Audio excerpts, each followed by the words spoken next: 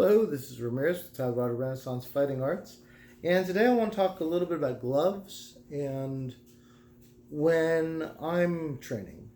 A lot of times I'm using gloves on my hands if I'm not actually sparring. Some uh, grips can be, especially if they're cord wrapped, can be a little tough on the hands. And obviously, since I started out doing a lot of SCA fencing, having regular leather gloves, gauntlets was kind of common practice as far as your gear. In HEMA, we tend to go a little bit harder with cuts and things, so I wouldn't necessarily recommend these for general sparring because of the fact you want some extra padding. So the padded gloves, and obviously the different hard gauntlets are the way to go. But if you are doing maybe some light training with rapier or even light training with longsword, having a set of gloves is nice. And there are a lot of cheap gloves on Amazon, that kind of thing, coming out of China. And they're cheap, very, very cheap, very thin leather that won't really do the job. So I wanted to talk about some gloves I use. And these are from the Greier Glove Company. I'll try to put a link down below. And I have two sets. So this one is made out of buffalo hide. And the nice thing about these is these are really meant for working gloves. They're meant for working cowboys or motorcycle riders, but they really are very, very thick, very, very heavy gauntlets. And these will last you.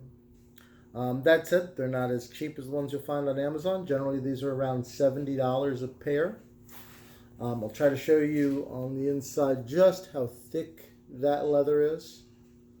And that is very, very nice leather. You kind of see the marbled patterning in the buffalo. The buffalo are probably the heaviest and the sturdiest. The trade-off of that is some of the stitching on the inside takes a while to soften up. Once it does, once you use them for a while, it's fine. These were a little painful to start just because some of the stitching would rub against the knuckle, but once you really break them in, they are very, very nice, very, very sturdy. These are almost always in my club bag. They are my go-to gauntlets when I'm warming up. If I'm doing some training with someone that's not requiring a mask and full gloves, just some simple stuff, I will throw these on. They make them, and these I suppose would be my more relaxed. Sometimes when I'm doing reenactments and stuff, I will use these instead because I'm not actively fighting or wielding swords. This is their deerskin version of the same gauntlet. Once again, they're the same price, so they're about $70 per pair. The difference is these need virtually no break-in. They're comfortable from day one. They last. So I know a lot of times people will get cheap gauntlets like these from Amazon or somewhere, 20, 25 bucks, and they're really meant for costume. These are working gloves, and I can't kind of stress that enough that with the Greier gloves, they are meant for people who are actually either working cowboys or working motorcycle riders. They're meant with that in mind. So they are very, very sturdy, very solid and well built, and you're not going to sweat them up in a couple of practices and get holes in the fingers.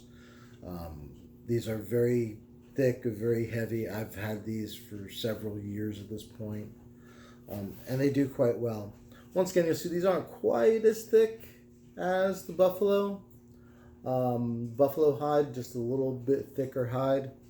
You will, once again, from an aesthetic point, you will see kind of that marbling on the leather, and that's kind of nice. I really, really have always enjoyed these gloves, so usually if I'm training at home, these are the ones I'll use, just practicing technique.